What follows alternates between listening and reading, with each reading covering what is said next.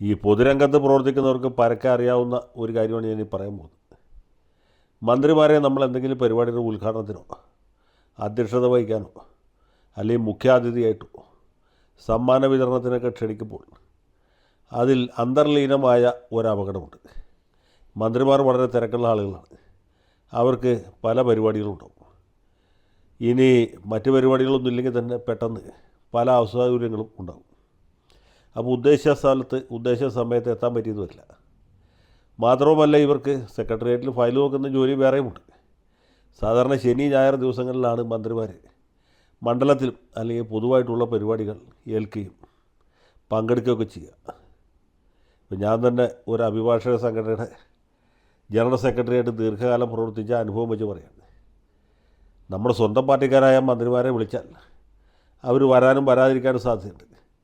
എതിർ പാർട്ടിയിൽപ്പെട്ട അല്ലെങ്കിൽ നമ്മുടേതല്ലാത്ത പാർട്ടിയിൽപ്പെട്ട ആളുകളാണ് വിളിക്കണമെങ്കിൽ അതിനേക്കാൾ കുറച്ചും കൂടി സാധ്യത കൂടുതലാണ്. പലപ്പോഴും ഇവർ വരണമെന്ന് ഉദ്ദേശിച്ചാൽ പോലും വരാൻ പറ്റിയെന്ന് വരില്ല. പലവിധ തിരക്കുകളാണ്. പണ്ട് ശ്രീ കൃഷ്ണൻ കണിയാമ്പറമ്പിൽ കൃഷിമന്ത്രിയായിരുന്ന കാലത്ത് തൃശ്ശൂരിൽ പട്ടികജാതി സമുദായത്തിൽപ്പെട്ട ഒരു സംഘടനക്കാരൻ അദ്ദേഹത്തെ എന്തോ പരിപാടി ഉദ്ഘാടനം ചെയ്യാനായിട്ട് ക്ഷണിക്കുകയും പുള്ളി എത്തിച്ചേരാമെന്ന് സമ്മതിക്കുകയും ചെയ്തു. പക്ഷേ തൃശ്ശൂർ തന്നെ എന്തോ കോൾപ്പാടത്തിൻ്റെ തർക്കം തീർക്കാനിരുന്നിട്ട് കളക്ടറേറ്റിൽ ആ യോഗം നീണ്ടു പോയി. പാവ കൃഷ്ണേട്ടന് സമയത്തിന് എത്താൻ പറ്റിയില്ല. ഇത് സാധാരണ സംഭവമാണ്. പക്ഷേ ഈ പട്ടികജാതി സമുദായക്കാർ അദ്ദേഹത്തിന് വക്കീൽ നോട്ടീസ് അയച്ചു. താങ്കൾ ഉദ്ഘാടനത്തിന് വരാമെന്ന് പറഞ്ഞ് ഞങ്ങളെ കാത്തിരുത്തി ബോറടിപ്പിച്ച് അവസാനം വരാതിരുന്ന് ഈ സംഘടനയ്ക്ക് അപരിഹാര്യമായ മാനനഷ്ടവും അതിലെ അംഗങ്ങൾക്ക് മനോവേദനയും ഉണ്ടാക്കാനിടയാക്കി. ഞങ്ങളുടെ പരിപാടി തന്നെ അതുകൊണ്ട് അലങ്കോലപ്പെട്ടു. അതുകൊണ്ട് ഇത്ര രൂപ താങ്കൾ നഷ്ടപരിഹാരം തരണം എന്ന് പറഞ്ഞ് വക്കീൽ നോട്ടീസ് അയപ്പിച്ച സംഭവിക്കാറ്. പിന്നെ കൃഷ്ണേട്ടൻ അതിന് വളരെ അപ്പോളജറ്റിക്കായിട്ട് ഒരു മറുപടി കൊടുത്ത് തടി കഴിച്ചിലാക്കുകയാണ് ചെയ്തത്. പട്ടികജാതിക്കാരുടെ കോപം കൊണ്ടോ എന്തോ അടുത്ത തെരഞ്ഞെടുപ്പിൽ പുള്ളി തോറ്റു വെച്ചു. അതുകൂടി പുള്ളിയുടെ പാർലമെൻ്ററി ജീവിതം തന്നെ അവസാനിച്ചു. ഞാനിത് പറയുന്നത് മന്ത്രിമാർ പരിപാടികൾ ഏൽക്കുമ്പോൾ ശ്രദ്ധിക്കണം എന്നുള്ള അർത്ഥത്തിലാണ്. ഇപ്പോൾ ഇത് ഓർമ്മിക്കാനും ഇത് പറയാനുമുള്ള കാരണം എന്താ വെച്ചാൽ, നമ്മുടെ മന്ത്രിമാരായ രമേശ് ചെന്നിത്തലയും എം ലിജുവും ആലപ്പുഴയിൽ കേരള കൗമുദിയുടെ 115-ാം വാർഷിക ആഘോഷത്തിൽ പങ്കെടുക്കാമെന്ന് ഉറപ്പ് കൊടുത്തിരുന്നു. KPCC വിശാല എക്സിക്യൂട്ടീവ് തിരുവനന്തപുരത്ത് നടക്കുന്നുണ്ട്. ഞങ്ങൾ അല്പം വൈകും എന്നാലും എത്തിക്കൊള്ളാം എന്നാണ് പറഞ്ഞത്. വന്ദേ ഭാരതിന് അവർ ടിക്കറ്റ് ബുക്ക് ചെയ്തു. അപ്പോഴേക്കും ഇവിടെ വലിയ കൊടുമ്പിരി കൊണ്ട് പ്രചരണം ആരംഭിച്ചു. വെള്ളാപ്പള്ളി നടേശൻ പങ്കെടുക്കുന്ന പരിപാടിയിൽ ലിജുവും രമേശ് ചെന്നിത്തലയും പങ്കെടുക്കുന്നു. ഇതോടെ ഈ കേരളത്തിലെ മതേതരത്വം തകർന്ന് തരിപ്പണമായി പോകും എന്ന് സംഗതി വലിയ പ്രശ്നമുള്ളൂ. കേരള മുതൽ 115-ാം വാർഷികം വേറെ, മതേതരത്വം വേറെ. മതേതരത്വം തകർന്നാൽ പിന്നെ നമുക്ക് ജീവിക്കാൻ പറ്റില്ല. ജനാധിപത്യം ഇല്ലാതായാലും കുഴപ്പമില്ല. ഇനി റേഷൻ കാർഡിന് അരി കിട്ടിയില്ലെങ്കിലും പ്രയാസമില്ല.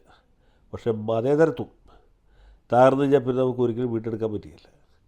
കേരള ഉപതിയുടെ പരിപാടി ആയതുകൊണ്ട് വെള്ളാപ്പള്ളി നടേശനെ ഒഴിവാക്കാൻ പറ്റിയില്ല. അതേ സമയത്ത് മന്ത്രിമാർ വരേണ്ടതുമാണ്. ചെന്നിത്തല വന്നില്ലെങ്കിൽ ചീത്തപ്പേരോ. കാരണം കേരള ഉപതിയുടെ പരിപാടിക്ക് നായരായ രമേശ് ചെന്നിത്തല മാറിയിരുന്നു എന്ന് പറഞ്ഞാൽ ചീത്തപ്പേരാണ്.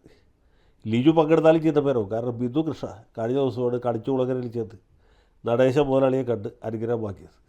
ഇതാ ലിജുവും വെള്ളാപ്പള്ളിയുടെ പരിപാടിക്ക് പോയി എന്ന് പറഞ്ഞ് മതേതരന്മാർ വീണ്ടും ലഹളയുണ്ടാക്കും.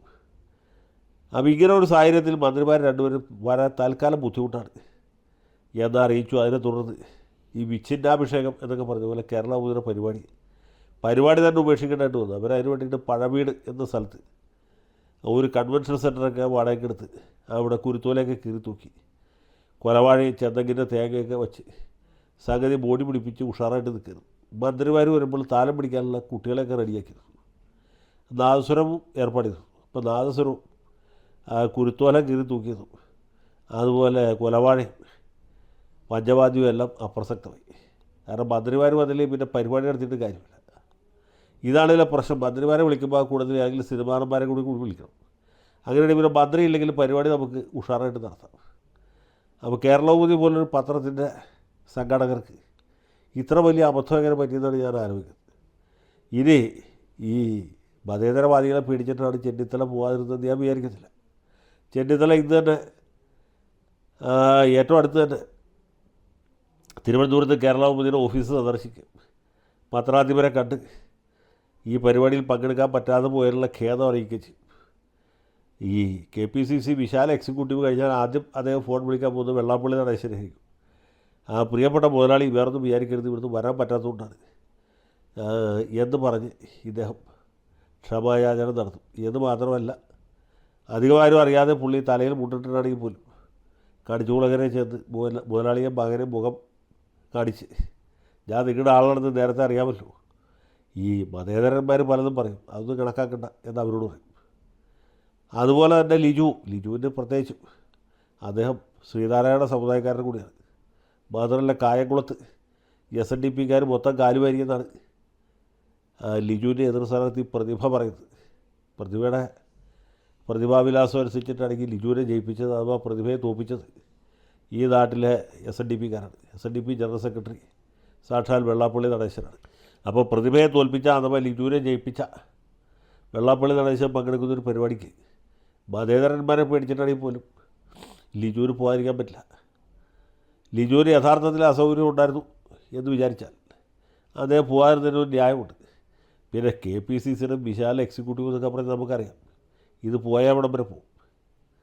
ഏറ്റം വന്നാൽ ഇത്ര വരാമോ എന്ന് ചോദിച്ച പോലെ വിശാല എക്സിക്യൂട്ടീവൊക്കെ കൂടിയിട്ട് എന്ത് പിണ്ണാക്കാണ് ഈ നാട്ടിൽ തീരുമാനിക്കുന്നത്. ഇനി ഇവർ തീരുമാനിക്കുന്ന തീരുമാനത്തിന് എന്ത് വിലയാണ് ഈ നാട്ടിലുള്ളത്. അപ്പോൾ അതൊക്കെ തമാശയാണ്. ഏതായാലും മതേതരന്മാരെ പേടിച്ചിട്ടാണെങ്കിൽ പോലും കേരള ഉപദിന പരിപാടി കലക്കിയത് മോശമായി എന്നാണ് എനിക്ക് പറയാനുള്ളത്. കാര്യം ഈ പത്രങ്ങളെയൊക്കെ നമുക്ക് നാളെ വേണമല്ലോ. തെരഞ്ഞെടുപ്പ് ഈ 2026 കൂടി കഴിയുന്നില്ല. ഇതുകൂടി ഇലക്ഷൻ കമ്മീഷൻ പിരിച്ചുവിടാൻ പോകുന്നില്ല, ജനപ്രാതിനിധ്യ നിയമം റദ്ദാക്കാനും പോകുന്നില്ല. 2031 തിരഞ്ഞെടുപ്പുണ്ടാവും. ഇതിൽ പലരും അന്നും മത്സരിക്കേണ്ടവരാണ്. മതേതരന്മാരുടെ പിന്തുണയൊക്കെ ക്ഷണപ്രഭാ ചഞ്ചലവുമാണ്. അതൊന്നും കാത്തു നിന്ന് കഴിഞ്ഞാൽ കാര്യം നടന്നൊന്നും വരില്ല എന്ന് മാത്രം ഈ മഹാന്മാരെ ഓർമ്മിപ്പിക്കാൻ ആഗ്രഹിക്കുന്നു. ജയ് ഹിന്ദ്.